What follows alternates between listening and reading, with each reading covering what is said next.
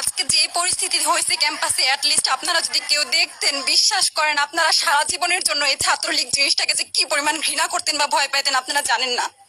এরা আমাদের সামনে রড দিয়ে পিটায়া, ছেলেগুলারে রড দিয়ে পিটায়া একদম আধা মরা করে ফেলছে। তারা এসে আমাদের পেছনে লুকাইছে, আমাদের বোরকার পেছনে, আমাদের ওড়নার পেছনে লুকায় বলে, আপু আমাদের একটু লুকায় রাখেন, আমাদের ওরা মাইরা ফেলবে, আমাদের বাঁচান আপু বাঁচান। আমরা তাদের ওড়না দিয়ে বোরকা দিয়ে লুকায় রাখছি, সেইখান থেকে আমাদের ধাক্কা দিয়ে ফেলে দিয়ে তাদের বের করে আবার মাথায় রড দিয়ে মারছে। এমন অবস্থা। এবং তারা আমাদের ক্যাম্পাসের পরিচিত মুখ, আমরা চিনি তাদের, তারা এই অবস্থা করছে, রাস্তায় একদম শোয়াই ফেলছে। আমাদের হলের মেয়েদের বুকে বড় বড় যে আসতো ইট, এই ইট গুলো বুকে ফেঁকে দিছে, মানে একদম পুরো বুকে লাগছে, এরকম জামা কাপড় ছিঁড়ে ফেলছে, এত বাজে অবস্থা।